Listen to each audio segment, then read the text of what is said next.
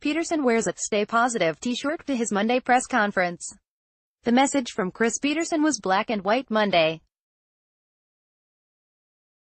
2 days after the Huskies' 30-27 overtime loss at Oregon, the Washington coach wore a black t-shirt with "Stay Positive" and a smiley face emblazoned in white.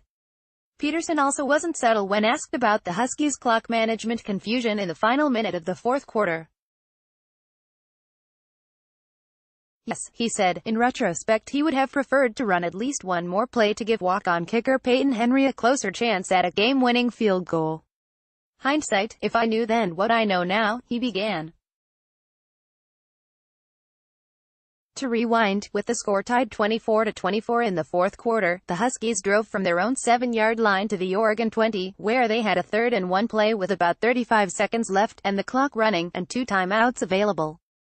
Petersen said immediately after the game, and reiterated Monday, that the ball was placed just about where Henry liked it, near the right hash, and the 37-yard field goal was within Henry's range. But the Huskies could have stopped the clock, at least momentarily, with a potential first down, and they did have those 2 timeouts to use if they wanted to get closer for the redshirt freshman's first game-winning field goal opportunity. After Sean McGrew's run to the Oregon 20, UW players on the field were pointing to the clock and looking to the sideline, expecting to receive another play call via first-year offensive coordinator Bush Hamdan. Instead, Petersen elected to run the clock down to 3 seconds and let Henry kick from 37 yards. At that time, we really felt good about where we were, Petersen said.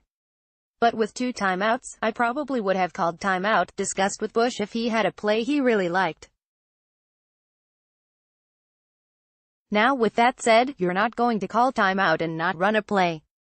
So you're probably going to run a play, get Peyton a little bit closer, just make him feel more comfortable. But it was all extremely calculated. We kicked into the wind in the third quarter knowing we wanted the wind in the fourth quarter, knowing it could come down to this.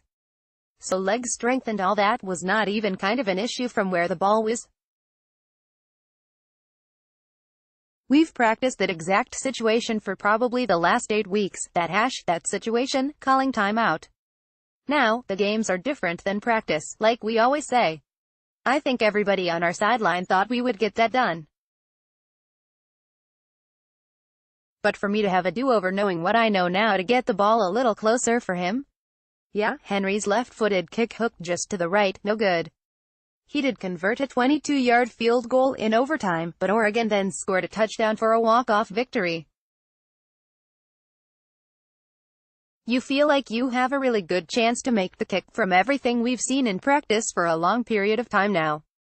And you do what you think is right and what is best, Petersen said. But we're not going to take a shot in the end zone at that situation to chance that ball getting picked off, to get knocked back out of field goal range or something like that. And we're also exactly where we want to be hash-wise. But all that being said, I think it makes the kicker feel a little more comfortable because you're a little bit closer.